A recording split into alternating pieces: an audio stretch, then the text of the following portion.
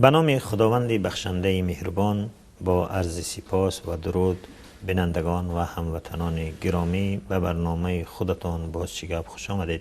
همراه برادر بابا جان قیامزاد هستم و انشاءالله مرور به حوادث و اخبار امروز خواهیم کرد. شروع میکنیم از پیام رئیس جمهور امام علی الرحمن به مجلس عالی جمهوری تاجیکستان. امام علی الرحمن رئیس جمهوری تاجیکستان در پیام سالانه خود بسیار نکته های رو به بسیار نکته های اشاره کرد که اکثرا همون تکراری نقطه های پیشین بودن و ارقام های هستند که واقعا بحث برانگیز هم هستند، ولی یک چیزی که در این پیام فرق میکرد به نظر من اونه که یک قسمی زیادی از این پیام را به حزب نهضت اسلامی تاجیکستان گذاشته بود و در باره این صحبت کرد. رئیس جمهور چه خیلی که میدونیم در پیام های پیشین اگر نگاه میکردیم، همه پیام هاش اگر نگاه کنیم هیچگاه تقریبا من همین تا این روزی که پیام های او را دیدم از حزب نهضت اسلامی تاجیکستان به حزب نهضت اشاره میکرد ولی نام حزب نهضت را نمیگرفت. ولی امسال در این پیام میبینیم که آشکار با صراحت میگوید که رهبریت حزب نهضت اسلامی تاجیکستان در آشوب عبدالحلیم نظرزاده یعنی به واسطه مبلغ گذاری و سرپرستی کردن. یعنی این یک چیزی هست که واقعا هم چه خیلی گفتیم چیزی جدید هست که حزب نهضت اسلامی تاجیکستان را ذکر میکند و برای مبارزه با مثلا اون اکستریمیسم ایرانی، ولی بیشتر در بالای حزب نهضت چند اقدام های دیگر رو پیش بینی میکند یا که پیشنهاد میکند. او میگوید که حزب نهضت اسلامی تاجیکستان به واسطه در این آشوب دست داشتند، ولی سوال این است که وقتی که حزب نهضت اسلامی تاجیکستان اینقدر بارها میگوید که ما دست نداشتیم، یعنی اگر نگاه کنیم این انتخابات پارلمانی که 2015 خیلی گران برای حزب نهضت اسلامی یعنی تمام شد. هم حزب نهضت اسلامی شرکت کرد، فعالانه شرکت کرد در برابر اونقدر تقلبات و اونقدر یعنی غیر شفافیت و اینقدر اقدام های ناسالم مقامات، باز مردم رو با صبر و تحمل دعوت کرد و هیچ اقدامی نکرد که صلح و آرامش کشور را خلل‌دار کند. ولی بر ضمن همین رهبریت حزب یعنی رهبریت کشور از جمله امام علی الرحمن حزب نهضت اسلامی را نه تنها متهم و همدستی میکنند، بلکه گفته است که مجازات اونها باید در تعامل با اونها باید چی شود؟ پرزورتر شود، شدیدتر شود اقدامات. یعنی این ما میتونیم از این پیام رئیس جمهور بسیار چیزها را میتونیم که یعنی استنباط کنیم و بفهمیم. یکی همین است که خب کردن حزب نهضت هزار اگر رعایت بکنه چه خیلی که مردم میگویند و چه خیلی که استاد برزو این را انتقاد میگیرد، یعنی برعکس، یعنی همین قدر حزب نهضت صبر و تحمل و اینقدر به خاطر آرامش کرد و در مقابل میبینیم که اونها باز چیکار میکنن؟ همون قدر مجازات رو بیشتر میکنن، همون قدر. یعنی ببین چند چیزها رو میگوید. میگه که استراتژی ملی در زمینه مبارزه با تروریسم از سال 2016 تا 2020 پیشنهاد شود، این رو مسئولیت رو به پرکاتور گنرالی میدید و دیگر وزارت های مهم و قدرتی رو چی میکنه که در این باره جدا در مقابله با تروریسم، معلوم است که مقابله با تروریسم کی است، جدا در فکری مثلا این باشد، درست است. و بعد یعنی چیزهایی را میبینیم که در اینجا اینقدر نهادهای قدرتی اینقدر صلاحیت‌های زیاد دارن، ولی باز میبینیم که یعنی سالهای آینده برای تاجیکستان، برای شهروندان تاجیکستان واقعا سالهای سخت خواهد بود با این شکلی که در پیام میبینیم. یعنی حتی قانون ها را میگوید که قانون کودکس جنایتی و قوانین مربوطه هم تغییر الهه ها شود در زمینه با توجه به وضعیت امروز. یعنی چی؟ یعنی نقض های حقوق شهروندان، یعنی موارد نقض باز بیشتر می شود، فشار بیشتر می شود، سرکوبی بیشتر می شود و چه خیلی که امروز ها دیده ایستادیم که همون قدر باز سرکوبی و فشار زیادتر شده است، در حالی که اکثر علما فکر میکردن که با این فکر، یعنی در این پیام رئیس جمهور یک نوع دیگر یعنی پیام رو میدهد که یعنی یک کمی امید کننده باشد، ولی متاسفانه دیدیم که نه، برعکس و مثلا اقدامات شدیدتر علیه مخالفین بخصوص حزب نهضت دعوت میکنند. بخصوص اگر شما دقت کرده باشید در ابتدا از انتخابات یاد میکنند پرزیدنت برای در پیامش، و مخصوصا انتخابات 2015 را و به یاد می آورد، از اون برای مردم یک چیزایی را بیان میکند که واقعا مردم دیگر میدونند که انتخابات 2015 چگونه گذشت. بله. وقتی که و ما شما به واسطه در اون شرکت کردیم. بله، وقتی که میدونیم که مردم میبیند که قطعی شفافی به اصطلاح شفاف انتخابات رو از حوزه انتخاباتی مسئولین شما میدزدن، بله. کجای این دیگر انتخابات شفاف است که شما با اون مینازید؟ بله. با اون افتخار میکنید. شما از مردم برای این تشکر کنید در واقع که در این انتخابات هیچی نگفتن، صبر کردن. بله. شما برای این باید از مردم تشکر کنید که مردم واقعا هم دیگر نه به انتخابات باور دارن، بله. نه به شما. بله. و شما میتونید به همین حالی مردم بر اونها حکومت کنید. و الا اگر مردم به انتخابات باور می‌داشت، مردم انتخابات میرفت و از حق خودش حمایت میکرد، شما امروز در اینجا نبودید.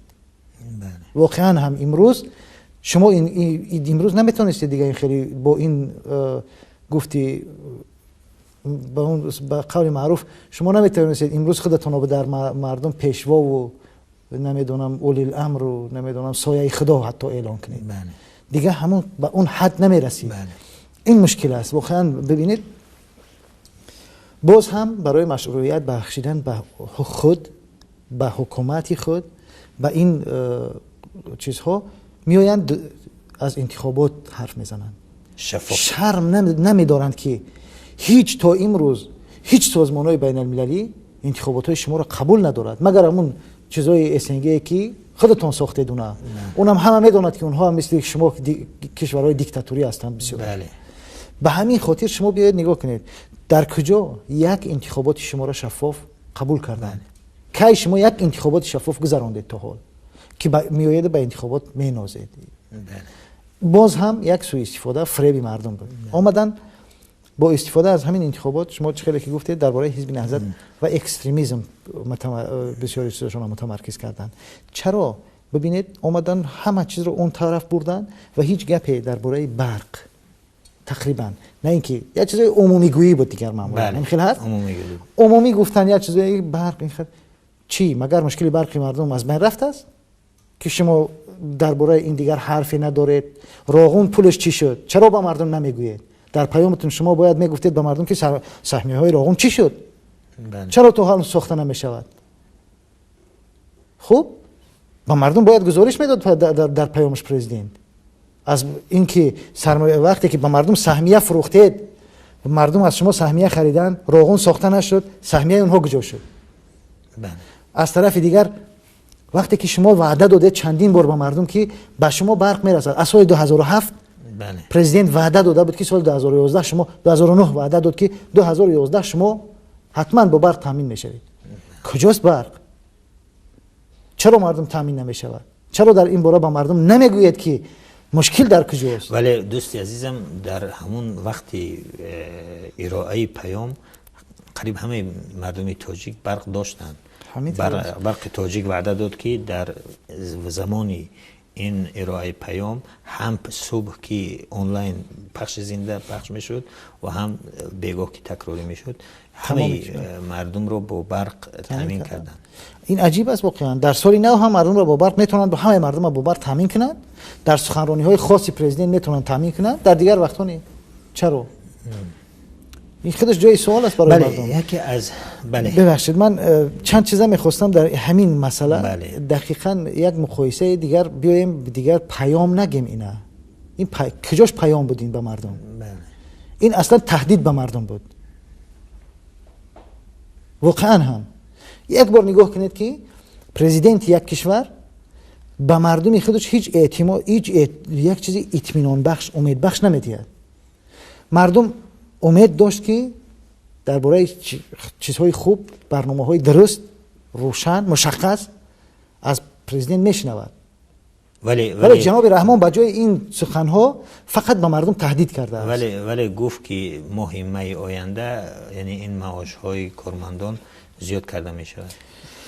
خوب شد. یه چیزی شما جالب گفتید. شما ببینید در تمام کشورهای دنیا بحران اقتصادی که امروز وجود دارد تاثیر کرد. خوب؟ ولی اکثر کشورها با توجه به تاثیر بحران آمدن، حتی کشوری مثلا پرقدرت مثل روسیه که نفت دارد، گاز دارد، تمام چیز امکانات رو دارد، آمد در بودجه خودش بازنگری کرد، اون کم کرد. خوب؟ بودجهش کم کرد. کشورهای دیگر هم در بودجه های خودشون بازنگری دارن میکنن. خوب؟ ولی این تنها تاجیکستان فقیر است که میگوید که 20% بودجهش امسال از سال گذشته زیادتر شده است و معاش مردم رو بلند میبرد. این یک طرف قضیه.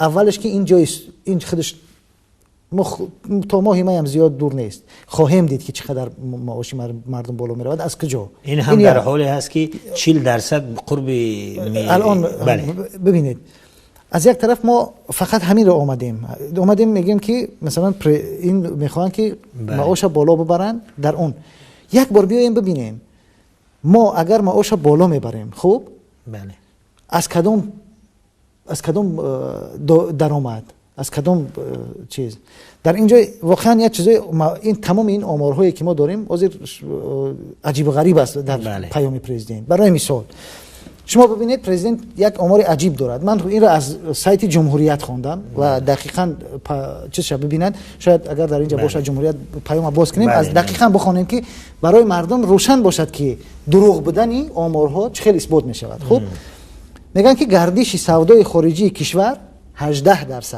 خب شما تصور کنید دیگر 18%. از جمله میگه صادرات 9%. خب واردات 20%. این چند درصد شد؟ الکی 29% شد. خدمت رسانی های پولکی 7%. اینها میگه 7 کم شدند در سال 2015. اینا کم شدند. در خود پیام پرزیدنت این را اشاره میکنه. ولی شما ببینید میگه که گردش سودای خارجی کشور در عموم هم واردات و صادرات در نظر دارد، ولی میگه 18% کم شد. ولی باز میاد اگر همه اینها را 9 و 20 و 7 همش را جمع کنید اصلا از 36 میشد. پس معلوم میشد که این آمارهای درستی نیستند. آمارها نمیشد به آمارهای داده این پیام اعتماد کرد. این دیگر طرف قضیه. ولی امروز میگن که معاش بلند میرود، در ماه می معاش زیاد میشود. خیلی خوب. اگر معاش زیاد میشود ما یک بار بیایم این را ببینیم. وقتی معاش بلند میشود، از سال گذشته که پرزیدنت وعده کرده بود دلار چند بود؟ بله. کورس دلار به سوم چقدر بود؟ حدودا 500. میگیریم 500. شما تصور کنید که از اون وعده که 500 بود دلار پرزیدنت وعده کرد، امروز میآید دلار شده است 1000. تقریبا 900. حالا که شما تصور کنید 90% حدودا. شما تصور کنید بگذار 900. ولی شما تصور کنید مردمی که مثلا در اون زمان 500 میگرفت $100 بود. بله. خب امروز اگر در ماه می 900 هم بگیرد باز همون $100 است. بله.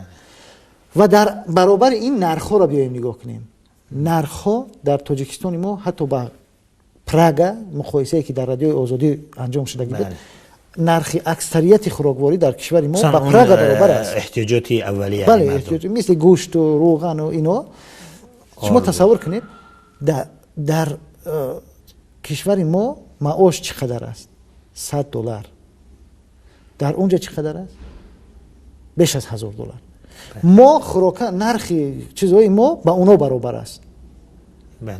معاش و مقایسه معاش هم درست یک بار ببینیم و اینا رو نگاه کنیم. مردم اگر امروز شما میگید که ما 40% معاش شما را بالا میبریم، 40% که وقتی که قیمت خوراکواری و همه چی بالا رفته است، برای اون چی فرقی میکنه؟ ولی اونی که $100 داده است باز یک صلاحیتی داده است که از هر راه باز برای زندگیش پیدا کند. منیسب از راهی از مردم گرفتن، صلاحیت‌های دیگری که میتونن. ببینید این خاصی یک گروه هست. به خصوص شما ببینید مثلا امروز در معمولا در ما میگن همین مسئله را بار میکنن به دوش معلم در رشوه گیری و یا اینکه به دوش یک نمیدونم که چیزای عادی. خب ولی اصلی این رشوه در کجا است؟ بیاین ببینیم. اما الله حکومت وقتی که از چیز رفت با معاش چند هزار سومانی 8000 سومانی همه معاش حذف شد تقریبا. چرا معاش حکومت حذف نمی شود؟ نفقه حکومت حذف نمی شود. شما تصور کنید برای که حکومت از نزدیکان پرزیدنت است، از اهل خانواده است، اون که 10 نفره در این 10 گانه باز از تاجیک صادرات بانک رهبران سابق تاجیک صادرات بانک هستند. بله ببین شما نگاه کنید یک چیزای عادی را ما بیایم مقایسه کنیم با وقتی که شما معاش مردم بالا بردنی هستید بیایید دیگر از این کارها نکنید. شما مثل همین است. آمار دیگری میگه که در سال 2015 205,000 جای نوی کاری ایجاد شد. خب اگر واقعا جای کاری ایجاد شده باشد این بحرانی که در اقتصاد تاجیکستان اومد این است که جا اومد. بله. اگر جای کاری باشد باید که مردم باید چیزی برای زندگیش داشته باشد. درست؟ سطح زندگی مردم در این جای کاری اون صرافانی که از کار محروم شدن اینا داخل میشوند دیگه. شما باور کنید آدم حیران میشود. این 205,000 جای کاری من واقعا میخواهم این را به مردم بگویم نه به مسئولین، چون که مسئولین خودشون میدونن که دروغ است. بله. دیگه در دروغ گفتن اونها عادت کردن. بله. و رقابت میکنن بین اونها برای دروغ گفتن. ولی بیایم ما مردم ما بداند واقعا چی است. اینها میروند مثلا یک کارخانه را ایجاد میکنن، کارخانه را میسازن، افتتاح میکنن. این ماده شده است به قول دیگر حاضر حتی انکدوت هم میگویم برای قایچی و بری افتتاح ها لنتا و بله لنتا بری و قایچی امروز دیگر به انکدوتی معروف ملت تاجیک تبدیل شده است. ولی شما ببینید وقتی میروند یک کارخانه را باز میکنن، درباره این چندین کارخانه ها را میتونیم مثال بیاریم. از جمله اون کارخانه‌ای که کارخانه بافندگی قالی بافی که در نزدی با کلیوپاترا یکم سویتسکی بالاتر از بالنسه یکم سویتسکی اونجا در دوشنبه بله اونجا یک کارخانه باز کردن. بعد چند ماه اون را از بین رفت.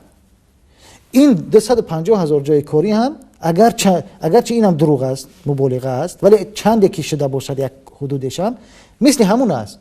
امروز باز می شود، یک کسی میاد لنتش میبرد، قیچیش میگیرد میرود، بعدش میبینی که یک هفته پس اون کارخانه از کار ماند.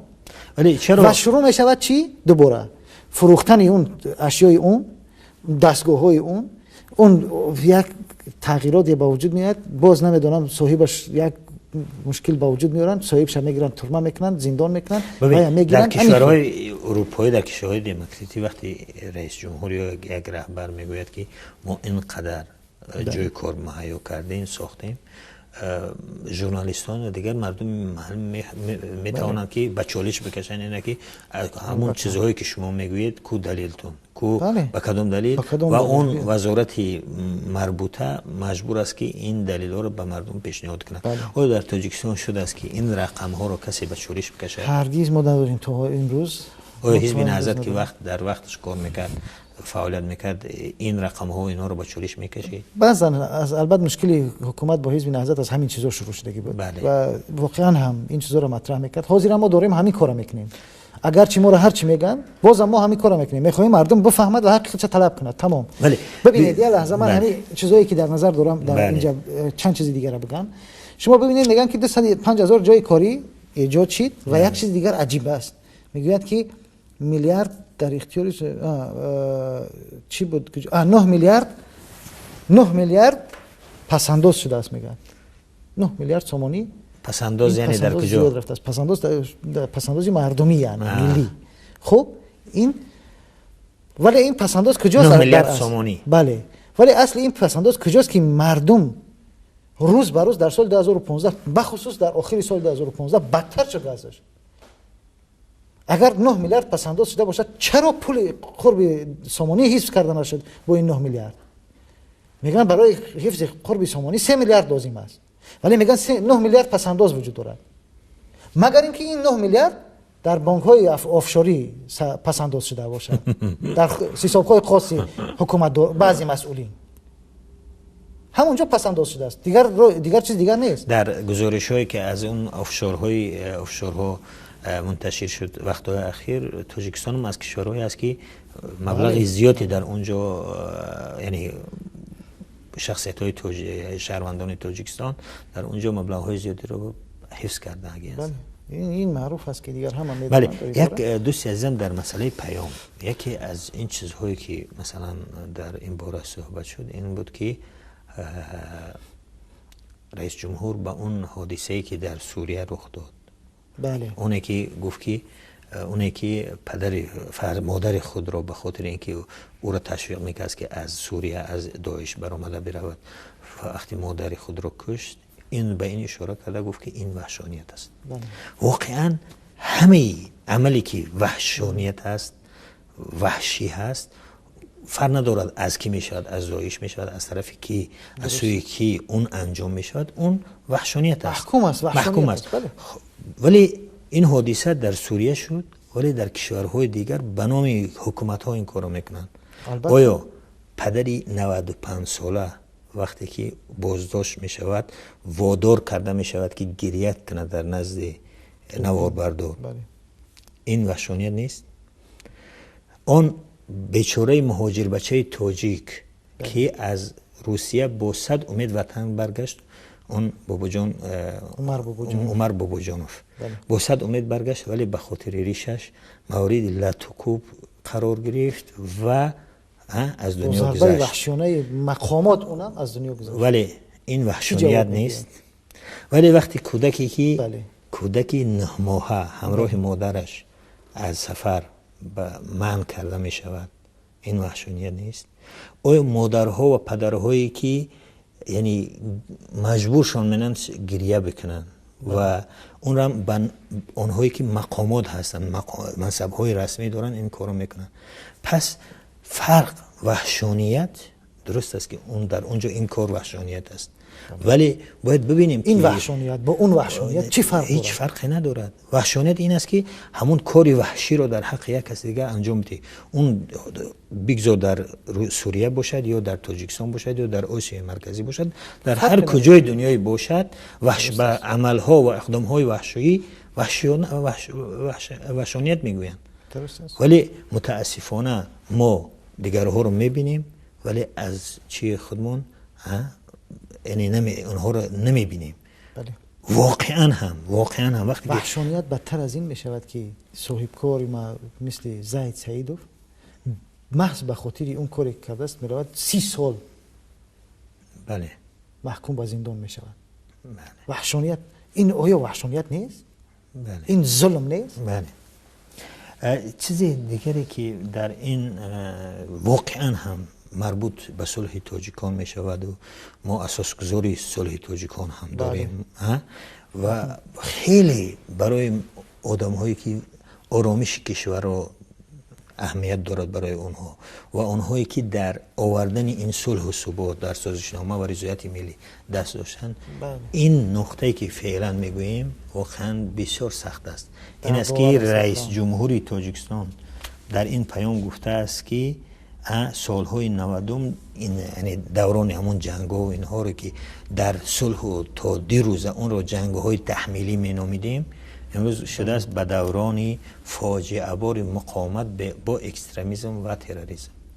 یعنی ما داریم به یک تصور دیگر رفته شدیم از جنگ داخلی، از اون جنگی که تحمیلیش نام کردیم، میایم به اون میرسونیم میگیم که این جنگ تحمیلی نبود بلکه جنگ حقیقت و باطل بود، جنگ یعنی یک با تروریسم بود، یعنی یک طرف تروریست و اکستریمیست بود و اگر اونها اکستریمیست و تروریست میبودن شما با اونها دست دادید. چند چیز است اینجا. بله. نباید اگر اون جنگ با اکستریمیسم بود دیگر شما نباید افتخاری اساسگذاری صلح داشته باشید، چون شما با اکستریمیست ها صلح کردید، با تروریست ها صلح کردید. بله. شما اساسگذاری کدام صلح هستید؟ بله. اگر اون مبارزه با تروریسم، اون جنگ تروریسم و اکستریمیسم بود، شما اساسگذاری کدام صلحید؟ بله. شما صلح نکردید. یعنی از طرف دیگر ببینید دروغ گفتید. شما دروغ، این بار دیگر اثبات میکند که صلح کردن شما دروغ بود. بله. فریب بود.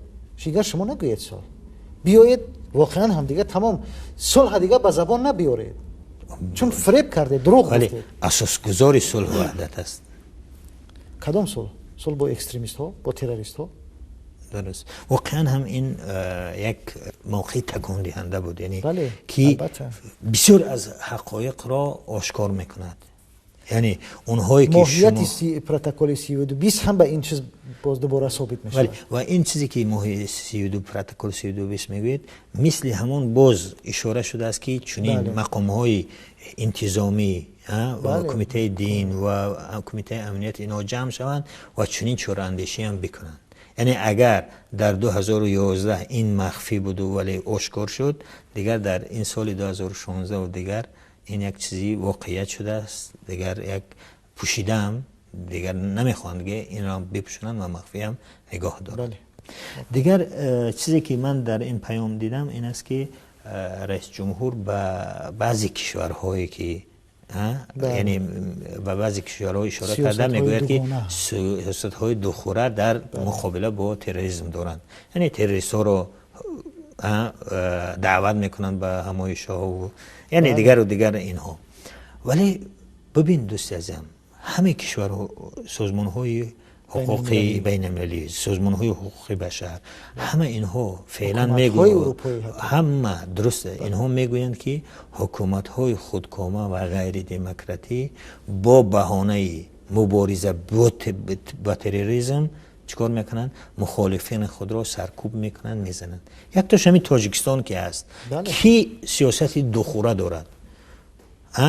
اونه که اگر مقصد اون باشد که مثلا ایران باشد که موحدین کبیری را دعوت کرد، ایران انصافا کفیل صلح بود. ما از اون ایران و از روسیه و اونهای کفیل صلح نه، از این بیشتر نیاز داریم، طلب داریم که آخر شما کفیل بودید و امروز هر کاری در حق مثال طرف دیگر کردن شما ساکت موندید و این یک دعوت. ما برعکس بیشتر از این چه داریم که اونها کفیل بودن که یک طرف پره سلاح اینها را گذاشت و صلح کرد. درست است. سیاست دوخوره اگر شما از یک طرف از انتخابات دم میزنن، از طرف دیگر جنایت هایی که مثلا آزادی بیان کجاست؟ در تاجیکستان ما فشار بر ژورنالیستان، بر جامعه شهروندی، تمام اینها از یک طرف میگویند دموکراتی، دنیوی، حقوق بنیاد، اجتماعی، کدامش تامین کردن؟ ضد همه اینها عمل میکنن. این سیاست یگانه است. ببین ولی اون که یک نفر را تنها به خاطر اینکه یک آزاد فکر است و هیچ گناهی ندارد، در یک دانشمند است در یک جا دعوت میکند، میشود بگید همچون رئیس حزب هم دعوت کرده باشد. یک طرفی صلح بود و حق دارد البته در مقابل شما موضع گیری کند. بعد دوست عزیزم اگر ما در این پیام نگاه کنیم، نقطه های خیلی زیاد است، بخصوص اون رقم ها در زمینه های اقتصادی، اجتماعی و دیگر خیلی زیاد چیزها هست که ما وقتی زیاد نداریم. فقط من یک چیزی رو میگویم که اون اشاره کرد رئیس جمهور در پیامش اشاره کرده است که یعنی اعتراف کرده است که مشکل برق وجود دارد تا یک حدی رو، ولی گفته است که ما یک 300 میگاوات میتونیم احداث بکنیم، ایجاد بکنیم، ولی اون باز چیزهای دیگر هستن که این 300 میگاوات رو میخورن. یعنی مردم شما بسیار خوشبین نباشید که این 300 میگاوات به فایده یعنی این رژه لیمیت برق کم میشود، بلکه این باز دیگر چیزهایی هست که یعنی ما کار کرده ایستادیم. نه خود برای شما اولویت یا چیزی باشد که برق میخورد از اینکه مردم تامین کنید. وظیفه شما تامین کردن مردم نیست، مگر زواد و کارخانه و دیگر برای مردم نیست؟ پس بیاین اول مردم رو تامین کنید. اول بیاین شما در برابر اون اشرف غنی احمدزایی که در مقابل سخن شما گفت که ما از تاجیکستان برق میخریم، بیاید این رو تکلیفش مشخص کنید که در تمام رسانه‌های ما هم این خبرش پخش شده بود. یکی شما میگفتید ما برق نمیفروشیم، اون میگه ما برق میخریم، وارد میکنیم. بله. اول بیا این است دیگر دروغگویی، دیگر نمیدونم این فریب مردم، این دیگر مردم چگونه باور کنند؟ اون میگه ما برق وارد میکنیم از تاجیکستان، شما میگید که نمیفروشیم. چی هدیه میکنید به افغانستان؟ یکی از کارمندان کارشناسان ارشدی همین مسائل اقتصادی واقعا گفتند که آن ارقامی رو که تاجیکستان، آن ارقامی که در مورد فروش برق به تاجیکستان به افغانستان مقامات ارائه میکنن، اون واقعیت نداره. 2 برابر اون رقم اونها میفروشن ولی از مردم بجا میکنن این رو. البته همین خیلی است. و متاسفانه وقتی پول این فروش کجا میرود؟ بله، وقتی که ما از بسیاری وقت، من وقتی که در دانشگاه اسلامی اسلام آباد درس میخوندم، استاد دانشگاه بودم، خانه می اومدم میرفتم بعضی در سال 1 بار 2 بار، وقتی که از قمسنگیر میگذشتم به اون طرف به افغانستان کندوز، در اونجا میدیدم که ما در قمسنگیر در اینجا برق نداریم، حتی در دوشنبه که دوشنبه مرکزی شهر است بعضی وقت واقعا هم به مشکل برق دچار بودیم، ولی میریم در کندوز در اینها میبینیم که همه از برق برخوردار هستن. اون برق از کجا میاد؟ از تاجیکستان. مردم خود برق نداریم ولی اون طرف هم میبینیم برق. و باز میگویند که این به خاطر آن است که ما این برق رو در زمستان هم میفروشیم که تو اینکه همون یعنی روابط کنده نشود. وقتی که ما در زمستان این برق رو قطع کردیم پس در تابستان هم نمیگیرن. یعنی یک چیزهایی رو مردم، یعنی واقعا وقتی که مردم طلب نمیکنه، وقتی که مردم و جامعه مدنی از حق و حقوق دفاع نمیکند، دیگر هر کار کردن. ببین امروز یک مشکلی مصیبتی که هست در این است، این پیام هم به مردم ما همین داد. دوباره تهدید به مردم میگویم من این پیام رو، نه پیام برای چی؟ برای همین است. هر کسی اگر از حق خودش دفاع کند او اکستریمیست تروریست خوانده می شود، او خائن گفته می شود. شما نباید از حق خودتون دفاع کنید. به همین منظور اکثر این پیام به همین بخشیده شده بود. بله. غیر از این است؟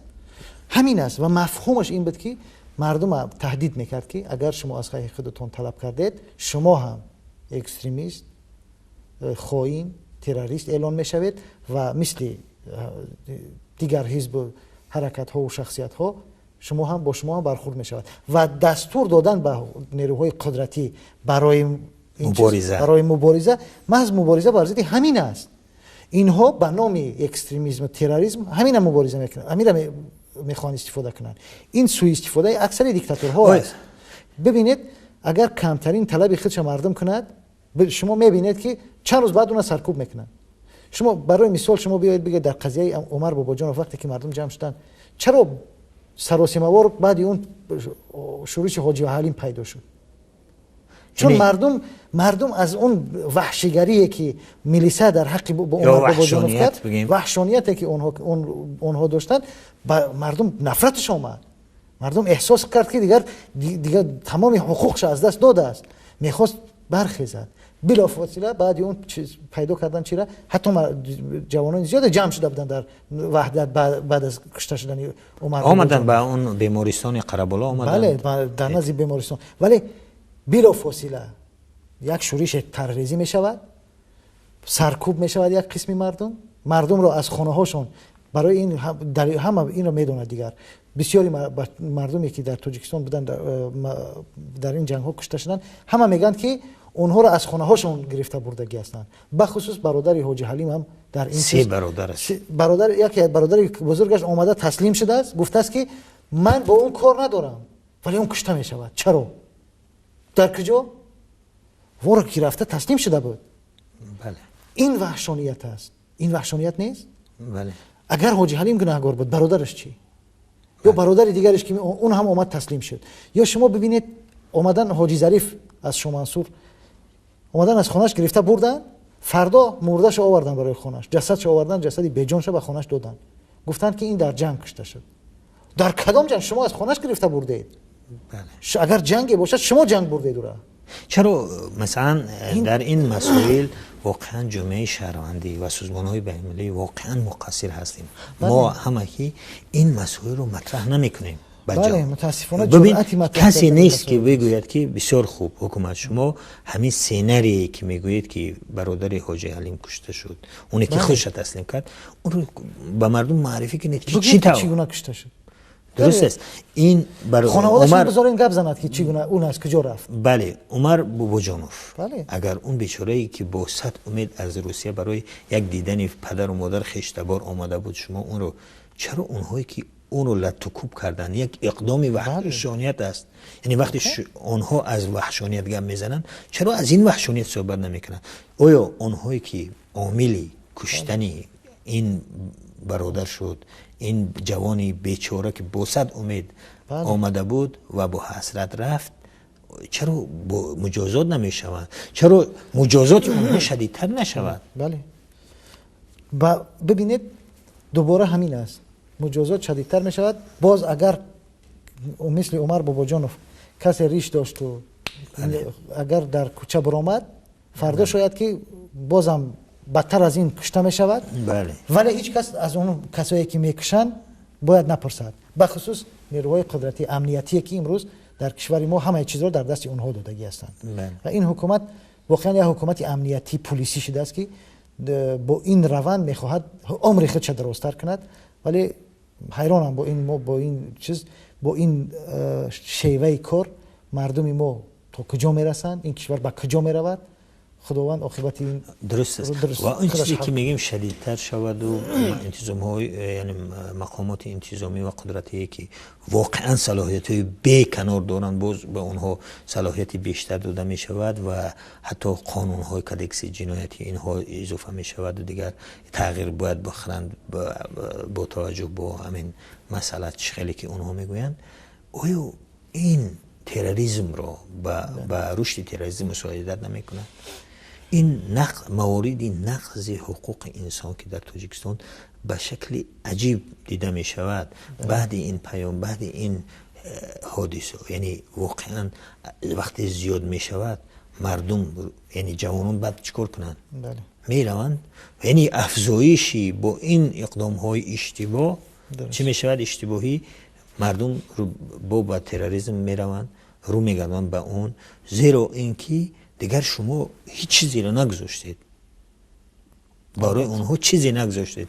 اگر یک مثلا حقوق دانی مستقل وقتی میگوید که من از حقوق فلانی دفاع میکنم، وقتی که شما از اون حقوق اون تروریستا دفاع میکنید، پس شما هم مثل همون هستید. اون روزنامه‌نگاری که میخواد درباره مشکلی تاجیکستان نوشته کند، اونم بیچاره مورد فشار است. یعنی بیچاره های روزنامه‌نگاران ما به حد رسیده است که از مشکلات چچن و افغانستان و دیگر کشورهای همسایه صحبت میکنند، ولی از مشکلات داخل تاجیکستان سنزور است، میترسند و واقعیت ها را میترسند که با این هم واقعا هم دستشون در نکنند، خیلی زحمت میکشند و بر اون برادرانی که در جامعه شهروندی هستند، اونها به خصوص خبرنگاران که واقعا مهنت میکنند، خداوند اجرشون بتیاد، خداوند جرأتشون رو بیشتر کند. بینندگان گرامی و هموطنان عزیز، این بود برنامه بازچیگب. تا برنامه بعدی شاد و موفق و کامروا باشید. خداحافظ. سلامت باشید.